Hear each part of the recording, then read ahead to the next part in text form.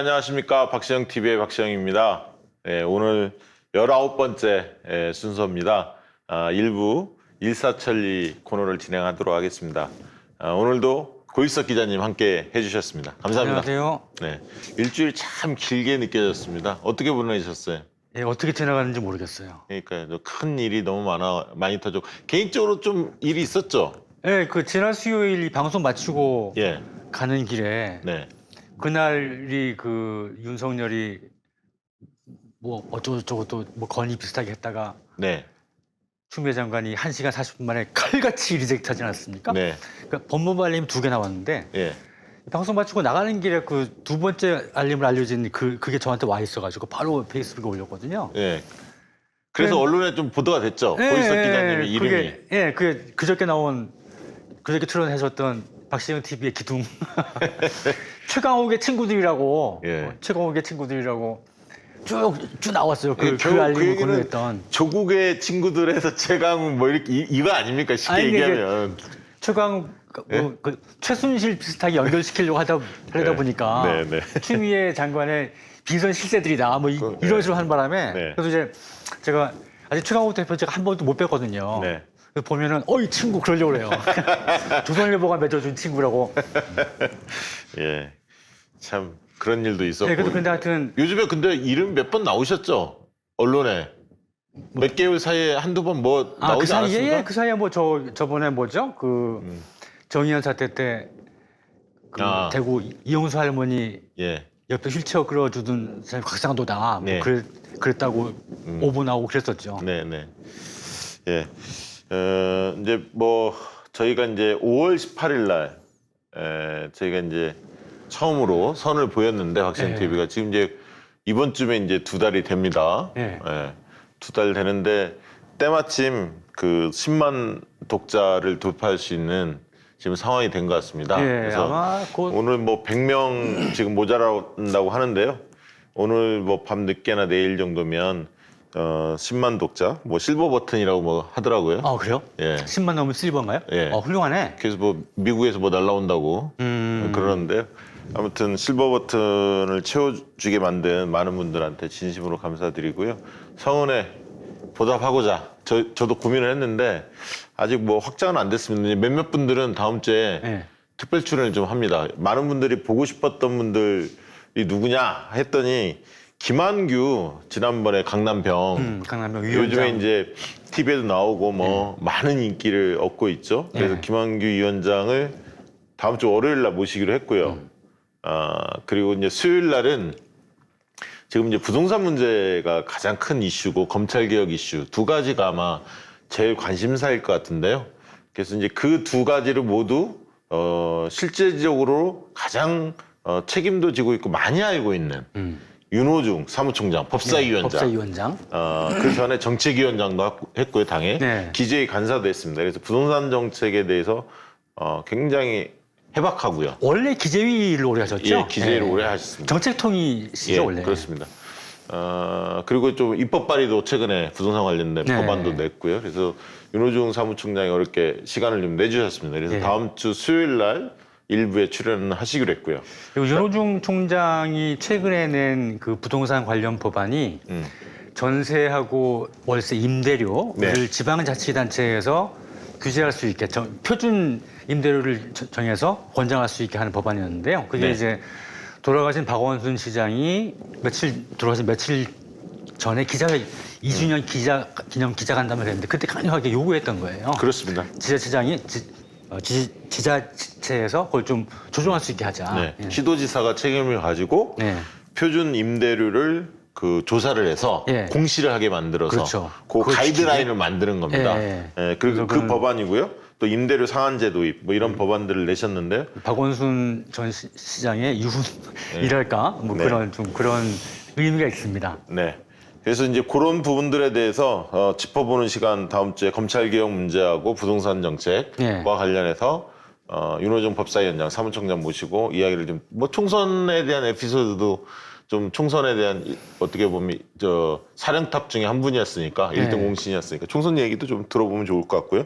그다음에 이제 금요일 날 다음 주 금요일 날에는 정청래와 아이들 요즘에 정책내 의원 만나면 혼자 다니시지 않더라고요. 꼭 초선 의원들 몇 분을 달고 다니세요. 어디 출연하실 때? 예, 다스베이다 이런 데 계속 출연하시면서 본인이 옛날에는 왕따 의원 비슷하게 돼 있었는데 요즘에는 늘 초선 의원들을 여러분 대동하고 다니시더라고요. 그래서 개파만 예, 개파질하는 건가요? 정청래 사단을 금요일 날 만나 뵐 수 있도록 조치를 취해놨고요. 그다음에 이제 사실 히든 카드였는데 이번 주까지 답을 기다리고 있는데 김규리 씨 배우 예. 김규리 씨 개념 있는 배우시죠? 김규리 씨한테 한번 요청을 드렸었는데 이번 주 금요일쯤에 한번 답을 주시기로 했는데 다음 주에 나와 주실 수 있을지 기대를 하고 있는데 뭐 성사될지 여부는 좀 미지수입니다. 예. 뭐 오시겠죠. 뭐. 오시면 감사하고요. 10만 채널인데. 네. 그렇게 해서 여러분들한테 좀 보답하는 이벤트를 좀 갖고자 하고요. 오늘 주요 주제는 사실 요즘 민주당 상황이 굉장히 어렵습니다. 그래서 민주당 상황에 대해서 좀 짚어보고 어떻게 타개할 건지에 대한 얘기를 좀 나눌 거고요. 그다음에 이제 부동산 문제, 그다음에 이제 국회가 개원했는데 법안 소위를 복수 상임위의 경우에는 통합당과 민주당이 하나씩 갖는다 위원장을 뭐 이러니까 이러다가 개혁 법안도 통과될 수 있나? 또 통합당이 목리 부리는 거 아니야?라고 근심 걱정이 많은데 이 부분에 대한 분석해 드리고요. 그 다음에 이제 한국판 뉴딜과 관련된 이야기, 그다음에 박원순 시장님 사망과 관련된 시각들, 그리고 이재명 김경수 지사의 재판이 내일과 20일 날 열리는데요. 전망, 그다음에 윤상현 의원이 낙마 위기에 처했다는 소식, 그리고 이동재 채널A 기자가 방금 구속영장이 청구됐습니다. 청구됐죠. 예. 예. 자, 먼저 민주당 얘기를 좀 해봐야 할 것 같은데요. 최근 상황 어떻게 보십니까? 이 걱정하는 얘기를 해야 되는데 네. 저는 물론 어렵지만 잘 이겨나가고 현재까지는 잘 이겨나가고 있다고 판단이 됩니다. 네. 그러니까 부동산 문제에 대해서도 오늘도 얘기를 할 테고 기회 있을 때마다 말씀을 드리겠지만 대단히 전향적으로 주도적으로 당이 나가고 있고요. 지금까지 상상 이상의 상상을 초월하는 강력한 정책으로 지금 밀고 나가고 있고 박원순 시장 사태에 대해서도 오늘 이해찬 대표가 아주 그걸 뭐 강경하다 그러고 깊이 통절이라는 이런 표현을 써가면서 공식적으로 사과를 했죠. 이런 대응이 이 사태에 잘 대응해 나가고 있고, 그다음에 특히 이제 또 부동산 말씀을 드렸지만 그 당 내에서 특별히 제가 그 총이라는 표현을 많이 쓰는데 컨센서스라는 표현을 많이 쓰는데 부동산 문제가 지금 사실상 정책적으로는 제일 중요한데요. 거기는 이미 총의가 다 이루어져 있는 것 같아요. 특별한 시비가 없고 그전 같으면은 뭐 이거 가지고도 이렇다 저렇다 뭐 말이 많을 수가 있는데 그래서 잘 치고 나가고 잘 대응해 나가고 다음에 단합된 상태로 잘 대응해 나가고 있다 이렇게 판단하고 있습니다. 네. 제 생각을 조금 걱정은 되지만 제 생각을 조금 말씀을 드려야 할 것 같은데 일단은 뭐 이런 것 같아. 정서는 지지층은 좀 답답하다라는 부분들을 지적을 합니다. 답답하다. 뭔가 속 시원하게 180석을 밀어주는데 뭔가 보여주는 게 없다. 뚫고 나가는 힘이 안 보인다. 이걸 가지고 좀 비판을 좀 하시는 것 같고요. 그다음에 이제 좀 안일한 거 아니냐. 이런 정서가 조금 있는 것 같아요. 그렇게 바라보는 시각이. 그다음에 이제 중도 성향의 좀 유보층들은 좀 오만하다. 끼리끼리. 그다음에 뭐 내로남불. 좀 무능하다. 이런 이미지가 좀 더 씌워져 있다라는 느낌이 좀 듭니다. 그러면서 이제 결국 한마디로 얘기하면 중도층에서는 좀 오만한 세력이 아니냐. 너무 도취했다 권력에. 이제 이런 어떤 평가들이 있으면서 지금 이제 지지율 자체로 보면 상당히 빠졌죠. 그래서 민주당 지지율이 35% 내외에서 움직일 것 같고요. 그다음에 대통령 지지율이라는 것은 40% 초중반에서 오르락내리락 그럴 것 같은데 여러분 아시겠지만 지난 총선에서 민주당이 지역구에서 얻은 표가 49%였고 대선에서 문재인 대통령이 얻은 표가 41%였습니다. 그러니까 그런 어떤 상황 속에 지금 놓여 있다. 과거에 얻었던 표들이 긍정적인 표들이 여러 악재를 통해서 많이 좀 빠진 건 분명하다. 그러면 이 국면에서 위기냐라고 물을 때 저는 위기라고 봅니다. 위기의 징후가 분명히 있다라고 보여지고요. 분석은 정확히 하자. 심층적으로 하자. 이 주장에 동의합니다. 다만 누굴 탓하지는 말자라는 생각을 가져요. 왜냐하면 자, 제가 조금씩 얘기를 좀 드려볼게요. 뭐 예를 들면 추미애 장관이 뭐 탁자를 탁탁 치고 막 이렇게 좀 인상 쓰고 좀 그 의원들과의 국회 자리에서 좀 오버한 측면이 사실 있죠. 근데 이제 그런 부분들에 대해서 국민 정서가 좋지는 않습니다. 다만 추미애 장관이 아니면 지금 검찰 개혁 문제를 이 정도로 끌고 갈 사람이 있을까요? 그런 점을 함께 봐주셔야 한다. 저는 그렇게 생각하고요. 최강욱 대표, 민주당 수석은 아니면 열린민주당의 대표지만 국민들 눈에는 그냥 민주당 사람 이렇게 비춰지겠죠. 말을 시원시원합니다. 지지자들은 시원하다 생각할 것 같고 일부에서는 좀 너무 말이 격한 거 아니냐, 좀 너무 세다, 뭐 이런 비판을 할 수도 있다고 봅니다. 다만 최강욱 대표가 없었다면, 만약에 목소리를 내지 않았다면 검찰이라든가 조중동의 저 일방적 공세를 맞받아 칠 수 있는 사람이 얼마나 있었을까요? 그런 점을 좀 봐야 한다고 봅니다. 이해찬 당대표 이번에 실언했습니다. 분명히 좀 적절하지 않은 표현을 했죠.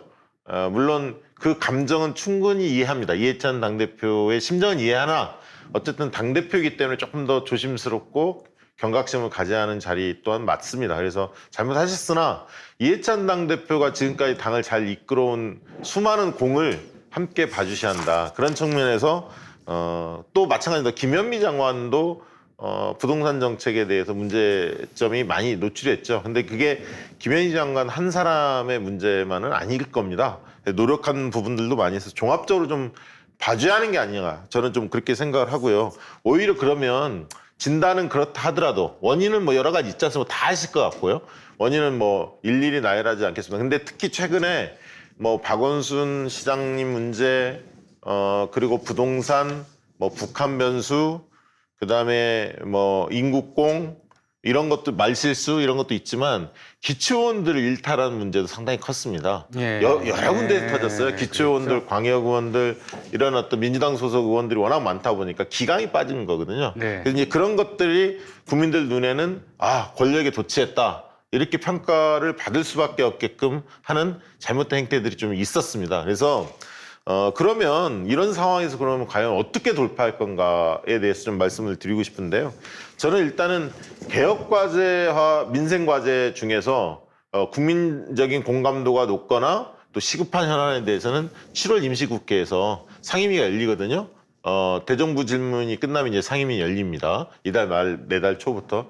그래서 속도를, 진도를 빨리 빼야 한다. 시급한 개혁 법안들, 민생 법안들을 입법화하는데 주력해야 한다. 이 부분 말씀드리고 싶고, 정부는 좀 이 부동산 문제를 거론할 때 특히 따라붙을 부분이 뭐냐면 세금 탈루 세력들 있지 않습니까?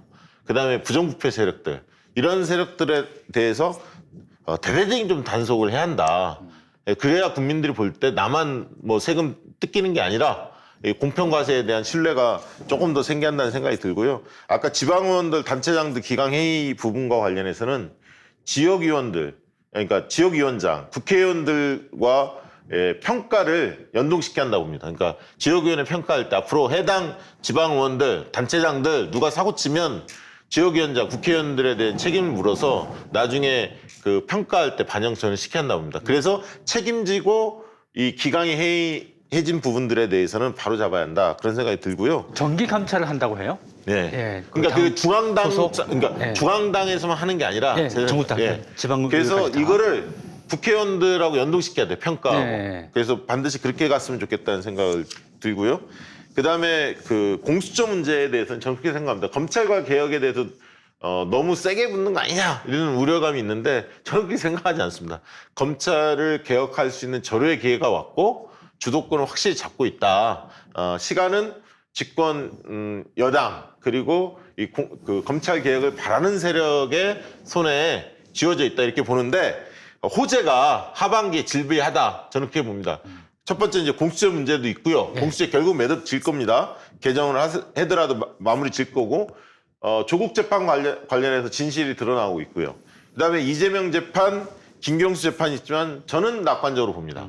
그러니까 내일 이재명 재판 있지만 이따 말씀드리겠지만 저는 무죄 나올 가능성이 거의 90% 이상이다 이렇게 전망을 하거든요. 김용수 재판도 마찬가지입니다. 그래서 검찰의 무리수 이런 부분들이 국민들 눈에 좀 확실히 보일 겁니다. 그래서 너무 검찰과 긴장 관계가 너무 센 거 아니냐 이렇게 우려하는 분도 일부가 있던데 너무 걱정하지 마시라 이 말씀을 드리고 싶고, 다만 이제 부동산 문제와 관련해서 이따 고일석 기자님이 충분하게 얘기해 주시고 다음 주에 윤호중 의원님 나오셔서 많은 이야기들을 나눌 텐데, 저는 예를 들면 백지 그 신탁 관련해서 부동산 백지 신탁 관련해서 이 부분을 민주당 내부에서 한번 논의를 제대로 해서 이 부분에 대해서 타당성이 있다. 많은 국민들은 사실 이거 원하거든요. 네. 근데 이제 디테일로 들어가면 여러 가지 검토할 내용은 있겠지만 시급하게 논의해서 당이 주도적으로 추진하는 것도 검토할 때가 됐다. 그 생각이 좀 들고요. 그다음에 이제 전당대회 관련해서 많은 분들이 또 우려도 합니다. 왜? 재미가 없어. 분위기도 안 뜨고. 그러나 전당대회가 다음 주에 이제 후보 등록을 합니다. 월화수가 다음 주 월화수 후보 등록을 하는데 전당대회 분위기 띄워야 합니다. 이거 굉장히 중요합니다. 지지자들 띄우시기 바랍니다. 그리고 왜냐하면 이슈가 분산되는 게 지금은 필요합니다. 분산되는 게 필요하고요. 전당대 이낙연, 김부겸 너무 두 명만 나오니까 재미없다. 뭐 이런 분들도 많이 계실 텐데 제3후보가 만지작거리더라고요. 제가 국회를 좀 갔다 왔더니 꽤 지명도가 아주 센 분이 그래요? 출마 여부를 저울질하더라고요. 그래서 아마 이번 주 내로 결론을 내릴 것 같은데 제3후보, 참신한 제3후보, 젊은 후보의 등장 가능성도 배제할 수 없는 상황입니다. 근데 전국 전당대회가 좀 그 다른 일도 많고 등등 뭐 2명밖에 안 나오고 뭐 제3후보가 나온다고 하더라도 그 재미가 없다라고 생각할 수도 있는데요. 이낙연 전 총리와 김부겸 전 의원의 내공이 만만치 않고 지금 우리가 지지자들이 원하는 바도 엄청나게 요구도 크고요. 우리 당이 나아가야 할 과제도 많지 않습니까? 네. 그러니까 이 세게 붙을 일이 굉장히 많아요. 그렇습니다. 예, 그러니까 그 당대표 후보들끼리 이슈 파이팅 할 일이 굉장히 많습니다. 아니 그래서 제가 이제 아직 결론이 안 나서 자신 있게 말씀을 드리는데 듣긴 들었어요. 모 후보가 심각하게 고민을 한다. 제3 후보가 꽤 지명도가 있는 후보입니다. 한번 좀 박주민 이름 나왔네. 박주민이 검토한대요. 검토한다까지는 들었습니다. 제가 검토한다 얘기는 들었고 결심이 섰는지는 모르겠습니다. 최근에 일어났던 일련의 민주당의 여러 어려움이 가중되는데 사실 조중동 등 언론의 총공세가 있었어요. 그리고 가짜뉴스도 큰 몫을 합니다. 오늘도 당장 한번 보세요. 조중동에 뭐 말할 것도 없지만 한겨레 한번 보십시오.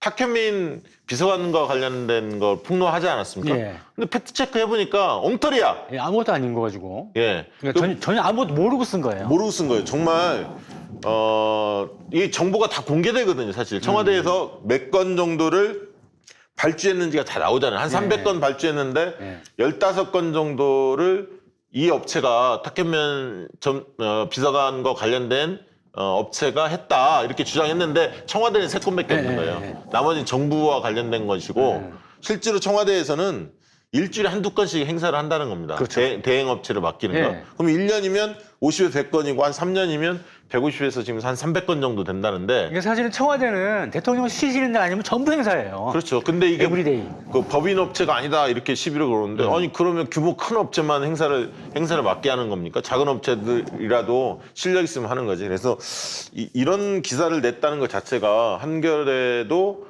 조금 뭐랄까요. 박원순 이 정국 속에서 뭔가 정부를 물어뜯는 그런 부분에 자기도 숟가락을 얹고 싶다. 이런 어떤 속내가 잘못된 형태로 표출된 게 아닌가 그런 생각 좀 들고요. 이 보도도 한겨레의 이 보도도 마지막에 청와대 진위를 확인했으나 응답이 없다는 식으로 하고 보도를 냈어요. 네.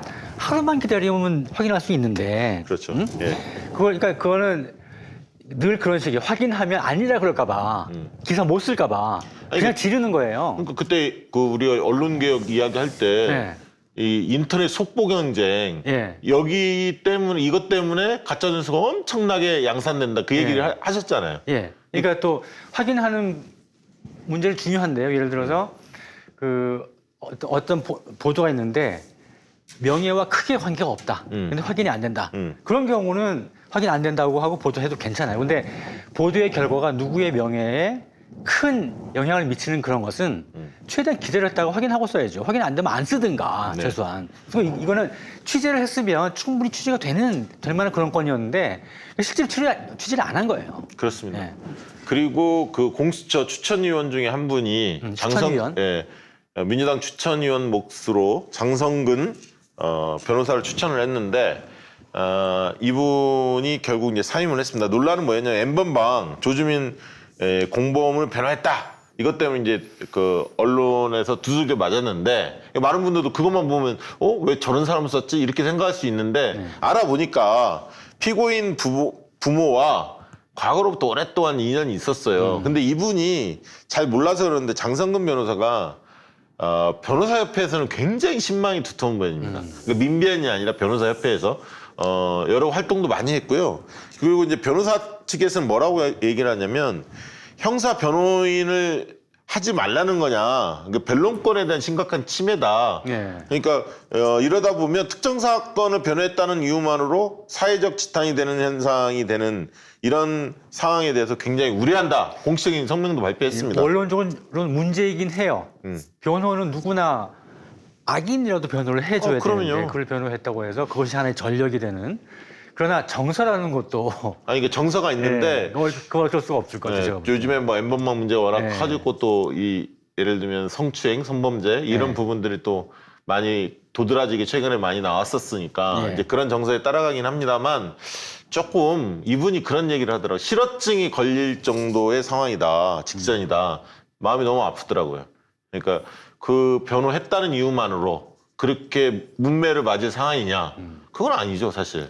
그래서 조금 이런 부분에 대한 균형적인 시각이 좀 필요하다는 생각이 들었고요. 그런 면에서도 오늘 노영희 변호사 말실수 분명히 했습니다. 예. 백선엽 관련해서 말실수를 했는데 그렇다고 YTN에서 바로 곧바로 하차하게 됐어요.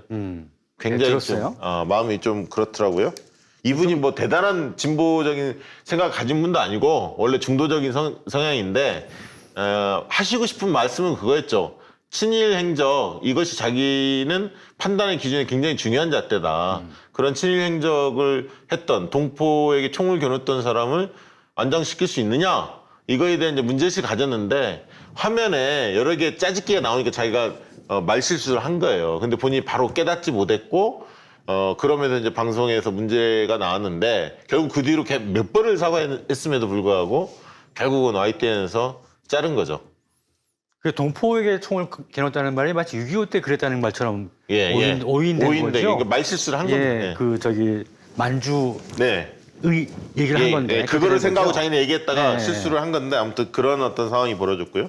그다음에 지지율과 관련해서 최근에 이제 2주에 한 번씩 그 메이저 언론사들이 4개 언론사가 모여서 지지율 발표를 이제 합니다. 그리고 이번 주에 최초로 나왔습니다. 이제 엠브레인, 뭐 한국 리서치, K스탯 뭐 이런 등등에서 코리아 리서치 이렇게 하는데요. 53%가 나왔어요. 그러니까 다른 데에서는 갤럽 뭐 이런 데는 47% 뭐 이 정도 선에서 지지율 대통령 지지율이 나왔는데 왜 높지 이렇게 생각할 수 있는데 사실은 이런 조사 방식이 가장 보편적 조사 방식입니다. 안심번호로 100%를 했고요. 전화 면접 조사 방식으로 했는데 4점 척도로 진행을 합니다. 그러니까 매우 잘한다, 대체로 잘한다, 대체로 잘못한다, 매우 잘못한다. 이런 4점 척도로 하면 되게 그게 한국 정서에 맞거든요. 그래서 대부분 언론사가 대통령 평가 시에는 이렇게 4점 척도를 사용하는데 갤럽에서는 이제 2점 척도를 합니다. 잘한다, 못한다. 그리고 이제 잘 판단이 안 되는 사람들은 이도저도 판단을 못한다. 이 중립적인 보통의 척도를 받습니다. 그러다 보니까 갤럽 조사는 늘 상대적으로 낮게 나오거든요. 4점 척도에 비해서는. 이제 그런 것은 왜 그렇게 나왔는지를 이해하시면 좋을 것 같고 이제 한 번씩 이제 현안 조사도 많이 나올 것 같으니까 여러 가지 인용하는 데 도움이 될 것 같습니다. 그리고 일각에서 서울시와 부산시장 후보 내면 안 되는 거 아니냐 당원 당규에 그렇게 돼 있는데 그러니까 이제 김부겸 전 장관 네, 지금 후보. 이제 당대표 후보께서 그런 말씀하셨죠. 네. 당원 당규 분명 그렇게 돼 있다. 다만 자기가 당대표 된다면 당원들한테 묻고 당원들의 의견에 따라서 결정하겠다. 만약에 당원들 후보를 내라 이렇게 당원들 의사가 모아진다면 국민들한테 사죄하고 후보를 내겠다 양념 이렇게 구하겠다. 말씀하셨거든요. 예. 이 대목에 대해서 어떻게 생각하세요? 내야죠. 저도 내야 한다고. 내야 됩니다. 예. 그거는 그건 뭐 왜 당원 단계 그렇게 돼 있다는 건 전 지금 처음 들었는데요. 네. 우리가 하던 일을 계속 이어가야죠. 국민과 시민의 선택을 받지 못한다면 모르겠으나 우리가 박원순 시장만 해도 엄청나게 큰 일을 계속 해오지 않았습니까? 그걸 계속 이어가야죠. 네. 예.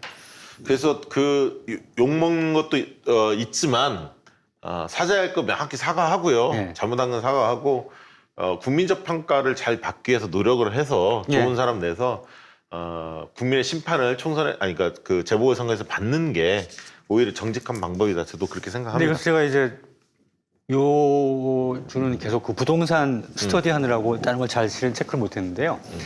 부동산 관련 스터디를 할수록 네.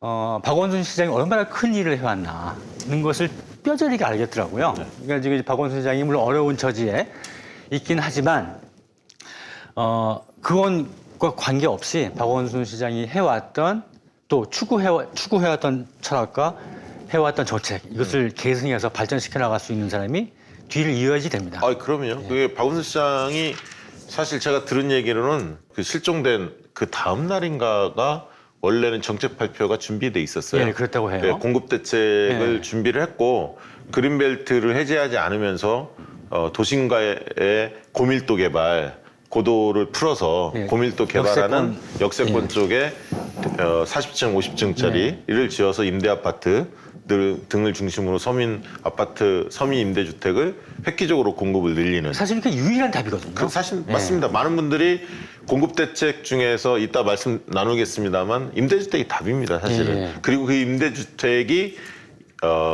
도시 외곽에 있는 게 아니라 역세권, 예. 번화가에 있어야 그분들은 차량이 없는 분들도 많이 계시기 때문에 역세권 용적률을 마구 높일 수 있기 때문에 고밀도 개발이 가능하거든요. 그렇습니다. 그 얘기는 좀 이따 드리고요. 여야 합의 관련해서 한마디 드리고 싶은데요. 아까 말씀드렸듯이 11개 복수상임위, 지금 8개가 이제 복수상임위입니다. 예를 들면 복수상임위라는 게 뭐냐면 보건복지부 이러면 보건 영역, 복지 영역, 뭐 이런 거, 외교통상 뭐 위원회, 네. 뭐 많죠. 문체부. 문화관광 쪽도 있고 체육도 있고 이렇게 이제 2개 복수 상임위의 경우에는 8개가 있는데 법안 소위를 보통 2개씩 두는데요. 이거가 이제 추가로 3개를 더 늘려서 11개 상임위를 복수 법안 소위를 둘 수 있도록 복수로 네, 법안 복수 소위를 예. 둘 수 있도록 이제 규정을 한 겁니다. 근데 법안 소위장을 여야 한 명씩 공동으로 둔다. 이렇게 이제 발표가 나니까 그리고 합의제 원칙으로 처리한다 이렇게 나오니까 많은 분들이 깜짝 놀란 거예요. 이러다가 그러면 통합당이 반대하면 아무것도 안 되는 거 아니야? 이렇게 생각하실 수 있지 않습니까? 그래서 이 부분에 대해 조금 간단하게 해설을 해드리면 해명이 아니라 해설을 해드리면 법안 소위에 그 아까 있던 통합당, 민주당 하나씩 맡더라 하더라도 여기에는 법안 소위 위원회 구성은 의석수대로 합니다. 이게 동수가 아니라는 거예요. 민주당과 통합당 동수가 아니라 민주당이 훨씬 많죠. 근데 이제 통합당 의원 중에 법안 소위 위원장을 맡는 사람이 있을 수 있지 않습니까? 그 사람이 시간을 끈다 만약에 처리를 안 하고 그러면 이걸 표결 처리할 수 있게끔 돼 있습니다. 네. 상임위원장이 직접 표결 처리를 할 수가 있고 시간을 예, 끌면 예. 그렇지 않았을 경우 상임위 내에 4분의 1이 동의하면 그게 이제 일하는 국회법에 나와 있거든요. 동의하면 표결 처리를 할 수 있게끔 돼 있기 때문에 현행 국회법에도 표결 처리를 하게끔 돼 있습니다. 다수결로 통과되기로 돼 있는데 관행처럼 합의 처리, 국회 선진화법 이후로 관행처럼 합의 처리를 존중하는 풍토가 있다 보니까 그렇게 안 했는데 지금은 상임위원장을 다 가지고 있기 때문에 실질적으로는 할 수 있다. 얼마든지 할 수 있다. 합의가 안 이루어지면 상임위원장이 독자적으로 다수결로 표결 처리할 수도 있고 상임위 전체 의원들의 4분의 1로 일하는 국회법이 통과되면 표결 처리를 얼마든지 할 수 있기 때문에 이 부분에 대해서 걱정하실 필요는 없다. 지금까지는 만장일치제로 운영되어 왔거든요, 소위가. 네, 예. 근데 지금 그 합의제라고 하지만 지금까지 해왔던 만장일치제는 아니다는 말씀이죠. 네, 그렇습니다. 그래서 너무 걱정 안 해도 되고요. 그다음에 국회 개원식이 원래는 오늘이어야 합니다. 15일 날 하기로 했는데 이게 내일 열리거든요. 그 이유가 뭐였냐면 통합당에서 네. 이유를 딱 한 가지 냈어요.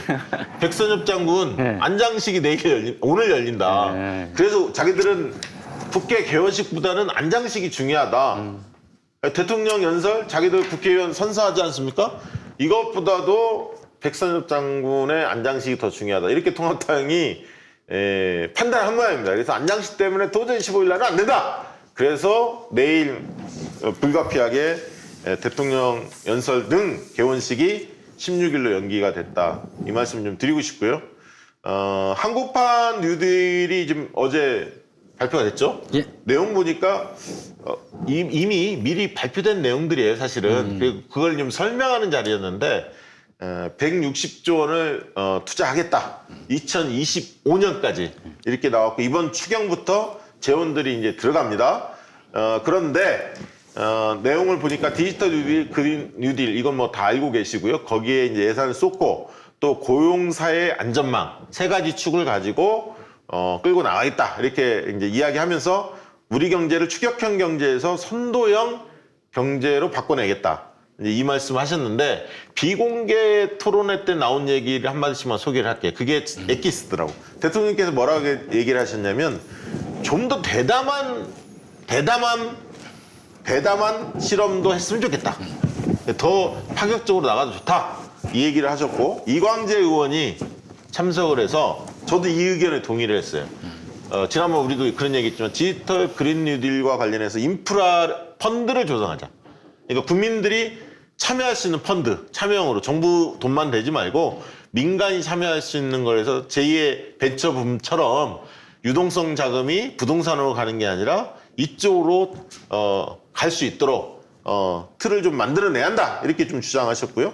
이해찬 당대표께서는 뉴딜 집행기구에 정부 쪽 관계자뿐만 아니라 민간이 대대적으로 좀 참여할 필요성이 있다. 그래야 실행력이 높아지더라. 이 주문하셨고 박용만 대한상의회장, 이 기업인 출신이시죠? 이분은 미래에 맞는 법 제도를 만들어내야 한다. 그래야 이게 실효성이 있다. 이 말씀 주셨고 국회에 제일 불만이 많은 분. 예, 노총위원회 근데 이분이 박용만이 그래도 개혁적이에요. 아, 그러니까 그나마, 예. 그 국회 요구하는 얘기라는 예. 얘기죠. 김동명 노총위원장은 경사노위 중심으로 빠르게 이행한다. 그러니까 사회적 대타협을 이야기하신 건데 실제로 그렇습니다. 이거는 사회적 대타협이 굉장히 중요합니다. 왜냐하면 일자리가 새롭게 늘어나는 일자리도 있지만 새롭게 사라지는 일자리도 있거든요. 이 4차 산업혁명 시대 AI 시대에는 새롭게 증가하는 일자리도 있죠. 빠지는 일자리가 있지 않습니까? 그러니까 결국은 사회적 대타협이 상당히 중요하다. 그런 핵심이죠. 네, 그리고 여러분이 이제 그 뉴딜 굉장히 내용이 많을 텐데 각자가 주체적으로 저도 그 관련 정보를 최대한 좀 파악을 해서 알려드릴 테니까 네. 여러분이 주체적으로 대통령과 우리 정부가 추진하는 뉴딜 정책을 네. 활용할 국리를 해야지 돼요. 네. 그러니까 이제 그냥 정부에서 하는 거 쳐다만 보고 있는 게 아니라 네. 국민 여러분들이 우리가 국민들이 주체적으로 그걸 활용해야 그 뉴딜 정책이 성공할 수가 있는 겁니다. 안 그러면 대기업만 시키고 마는 거죠. 네. 누가 10만 명 됐다고 축하 하길래 찾아봤더니 정말 10만 명이 됐습니다. 박수 한번 칠까요? 같이? 자, 30초 동안 박수 치는 시간. 감사합니다. 열심히 하겠습니다. 감사합니다. 예. 참 어렵게 왔습니다. 예, 10만 명 돌파를 했는데요. 많은 분들의 성원 덕택입니다. 그리고 또 뭐 최강욱 그 당대표 파워가 좀 세더라고요. 한번 나올 때마다 조회수도 있고 독자가 많이 느는 걸 확인할 수 있었습니다. 자, 고맙고요. 자, 이번 시간에는 부동산 관련해서 우리 고일석 기자님이 잠도 안 자고 밥도 안 먹고 식음을 전폐하면서 부동산 문제만 한 일주일 팠다고 합니다. 그 얘기를 좀 들어보는 시간을 갖도록 하겠습니다. 예, 우선 자세한 걸 뭐 설명할 필요는 없을 것 같고요. 지금 언론에서 거의 6.14인가 지난달 발표한 거하고 이번 달 7월 10일 날 발표한 거 가지고 연일 그냥 폭격 중인데요. 거기에 대해서 몇 가지만 체크만 하고 넘어가려고 합니다. 화면이 준비가 됐나요? 예, 첫 번째. 네. 지금 가장 메인 이슈를 끌고 가는 것이 1주택자 세금입니다.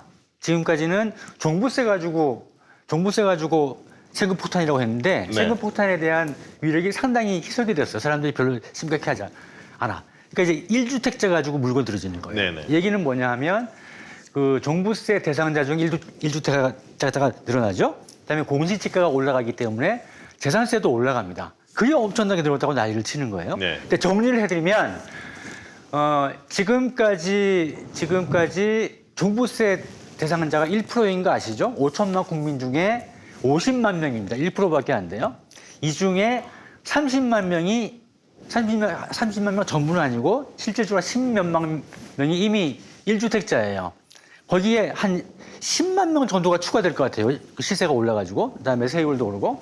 근데 이제 세율과 관계가 없죠. 시세가 올라야지 종부세에 포함되니까. 네. 그러니까 1주택자 중에 종부세에 포함되는 사람은 많아봐야 10만 명밖에 안 되고요. 네. 그다음에 그 실은 중과세라는 게 최고 세율이 6% 아닙니까? 지금 3%에서 네. 6%로 2배가 뛰었는데 6%는 거의 시세로 100억 정도, 100억 이상 가진 사람들이 거의 없어요. 네. 그 일부, 아주 극히 일부. 나머지 대부분이 20, 30억 요 수준입니다. 네, 네, 네. 그 세율은 크게, 그러니까 그 문제이긴 오늘 김두관 의원이 그걸 지적을 했는데요. 거기를 좀 더 구간을 쪼개가지고 실효 세율을 높여야지 되는데. 그렇습니다. 구간을 좀 세분화해서. 네, 제일 많은 게 15억에서 50억인데 얘가 텅 비어 있어요. 하여튼 그래서 1주택자가 종부세 때문에 늘어나는 건 크지 않아요. 일단 그다음에 근데 이제 이런 게요. 예. 정부에서 발표했지만 국회에서 입법하고 과정에서 여당과 야당의 논의 구조 속에서 이게 약간씩 바뀝니다. 사실은. 그래서 여당에서 아까 그런 부분들을 강력히 주장하면 또 수정이 될 수도 있어요. 예. 근데 이제 이거는 원체 당의 의지가 강력해서 네. 뭐 협상 과정에서 달라질 일은 없을 것 같아요. 그다음에 재산세입니다. 재산세. 재산세는 부동산 최근에 나온 부동산 대책과는 아무 관계 없고요. 공시지가가 올라가기 때문에 시가도 올라가고 공시지가도 올라가기 때문에 자연스럽게 상승하는 것이죠. 그게 뭐가 문제예요? 더군다나 이 과세 표준액에 따라서 작년에 조세 부담 상한선이 있어요. 3억 이하는 3%인가 그래요. 네. 가장 비싼 데가 그러니까 10% 5% 이렇게 넘어가다가 30%가 상한선이에요. 네. 그러니까 상한선 넘는 게 별로 이게 없어요. 이제 화면 보면서 예. 하시죠? 요게 이제 아까 그 얘기고. 그러니까 1주택 세금은 그렇다는 거예요. 다음 넘어갈게요. 이게 조선일보 보도였습니다. 예.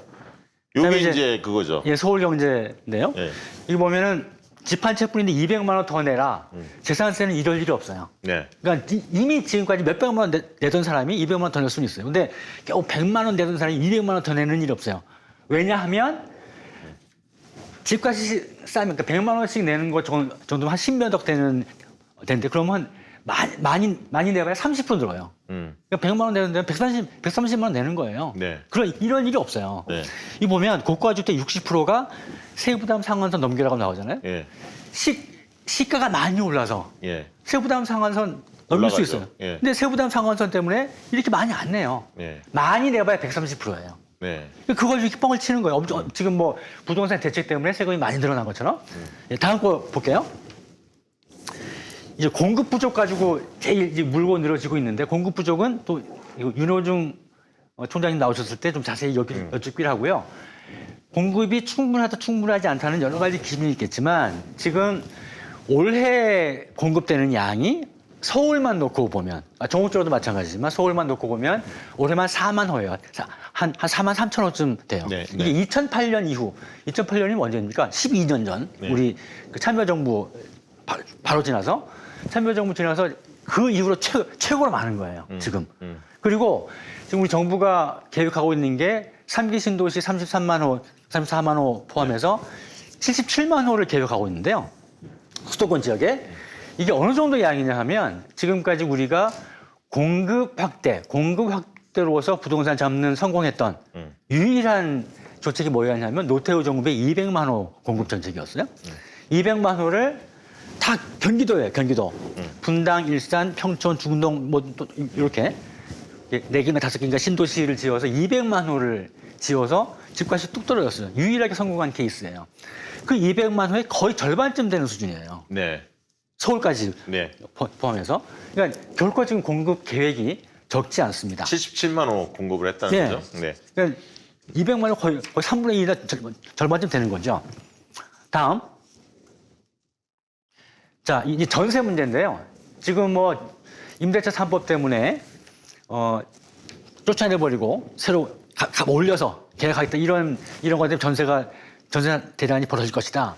이 말이 안 되는 것이요. 아까 조금 아까 살펴봤죠. 공급이 서울만 해도 올해 4만 3천 호인데요.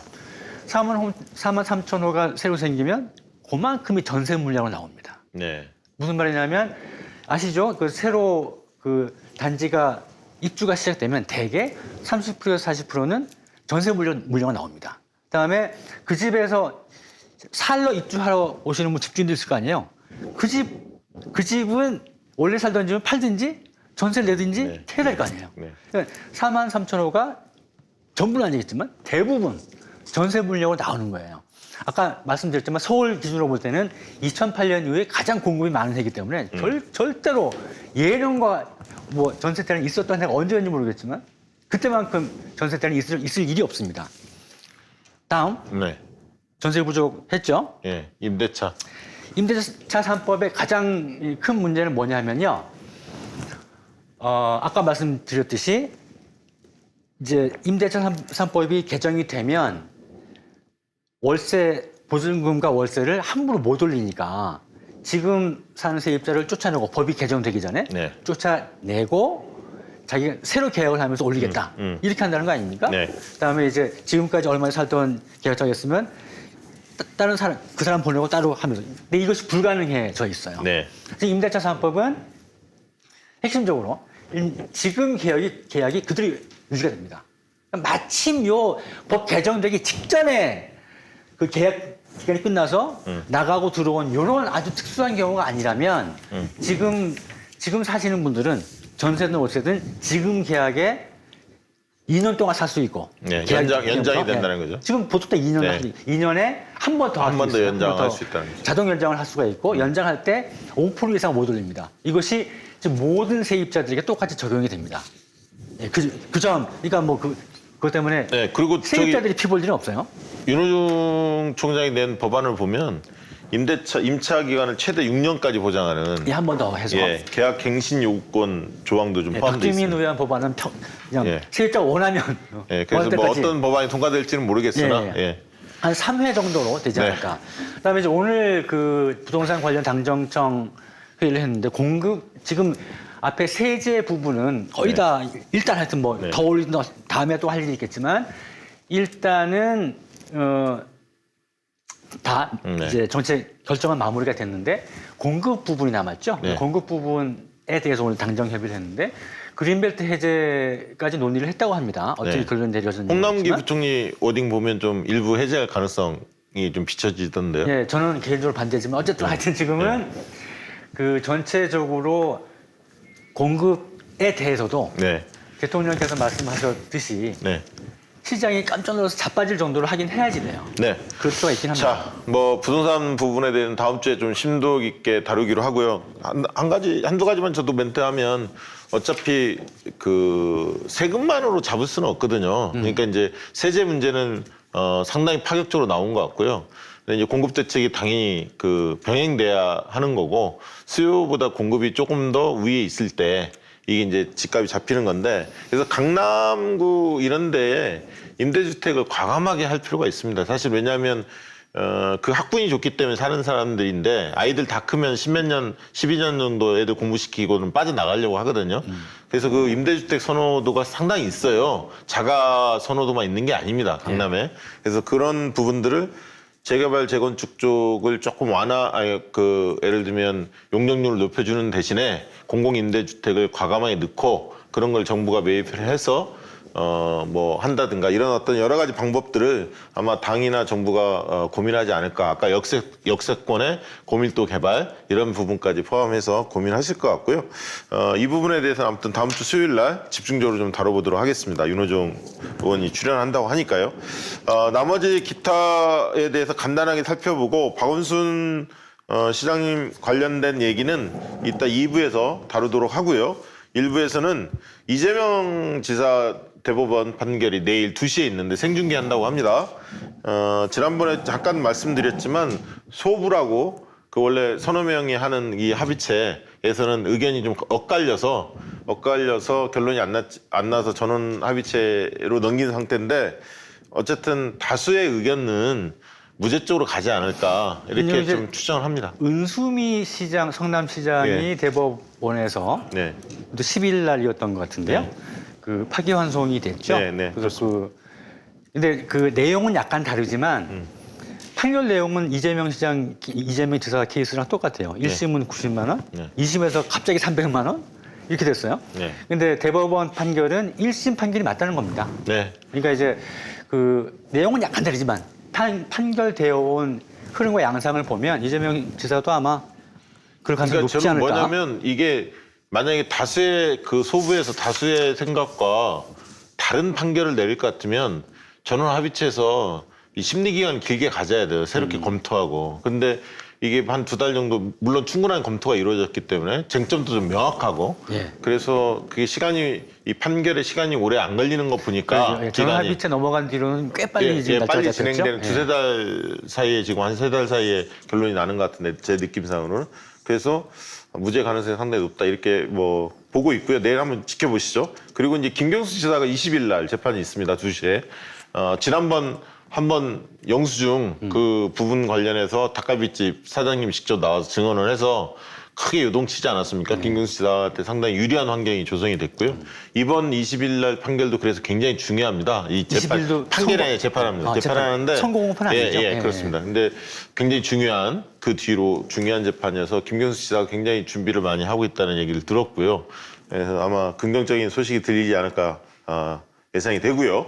윤상현 미추홀 동미추홀 저기 인천 남영희 후보 나갔던 데죠? 네, 171표 차로 윤상현 후보가 의원이 되셨는데 승리해서 한밥집 유상봉 씨와 관련해서 연루됐다는 언론에 KBS 중앙일보 등등 여러 군데에서 보도가 좀 이루어졌습니다. 그래서 유상봉 씨 한밥집 한방이라고 불리우는 그분의 증언들이 상당히 많이 나왔는데 구체적인 증언들이 많이 나왔는데 이 부분 관련해서 윤상현 의원은 아직 부인하고 있습니다. 근데 빼박 아닌가요? 이제 보좌관은 확실히 걸려 들어갔고요. 네, 보좌관이 알아서 후보가 얘기하는데 보좌관에서 근데 이제 그럴 리 정황 없잖아요. 증거가 너무나 이게 탄탄해서 윤상현 의원이 빠져나가기가 쉽지 않을 것 같다 이렇게 전망들을 하는데 일단 많은 분들이 관심 갖고 좀 지켜보셔야 할 것 같고요. 그리고 지금 그 윤상현 사건은 KBS에서 단독 보도를 했는데요. KBS도 했고 그 전에 중앙일보가 있었어요. 예. 최초 보도는. 예. 지금 다른 매체에서 잘 전제를 잘 안 받아줍니다. 그러니까 여러분들이 좀 찾아서 많이 페이스북이나 트위터나 네. 많이 좀 알릴 필요가 있습니다. 이 사건은. 이게 만약에 사실이면 정말 공작 정치죠. 공작이죠. 왜냐하면 매수를 하는 거 아닙니까? 예, 만약에 공작인데 좀 진짜 치사하고 이제 저질. 그러니까 민주당 후보 쪽도 매수하려고 했고 예, 저쪽 통합당 통합당도, 후보도 예. 매수하려고 했고 무소속- 만약에 그게 사실이라면 예, 윤상현이 무소속으로 나왔거든요. 예, 그래서 민주당 쪽은 남영희 후보와 경쟁했던 후보 예, 박우섭 박우섭 전 구청장 예. 언론 보도는 그렇게 나왔는데 그게 사실인지는 아직은 뭐 정확히 드러나지 않기 때문에 박우섭하고 안상수 언론 기사만 보면 그렇다는 거고요. 지켜보십시다. 그다음에 채널A 이동재 기자 구속영장이 청구됐다고 합니다. 강요 미수 혐의로 서울중앙지검이 결국 발급했습니다. 그런데 이제 이미 증거인멸의 혐의가 있기 때문에 네. 이미 자기 폰 다 디가우징하고 했잖아요. 네. 뭐 거의 100% 빼고 이것도 빼박이 아닐까 싶습니다. 네, 그렇습니다. 네. 오늘 여러 가지 이슈 다뤄봤습니다. 일부에서 일사천리 코너 시간에 여러 가지 이슈를 다뤄봤는데 지금 아까 말씀드린 대로 여러 집권 여당 입장에서는 악재들이 좀 쌓였습니다. 나올 만큼 나왔다고 보여지고요. 이제 심기일전해서 반전의 카드를 준비할 시점이 아닌가 그렇게 생각하고요. 많은 지지자들이 혼란스러워하고 좀 힘이 빠졌습니다. 사실 요즘에 욕도 많이 얻어먹고 주변에서 이럴수록 어떻게 좀 잘 이겨냈으면 좋겠고요. 긍정적인 호재가 많이 있다 우리 앞에 그 얘기를 아까 드렸습니다. 기운 내시고 힘차게 또 달렸으면 좋겠습니다. 박수로서 1부 마치도록 하겠습니다. 감사합니다.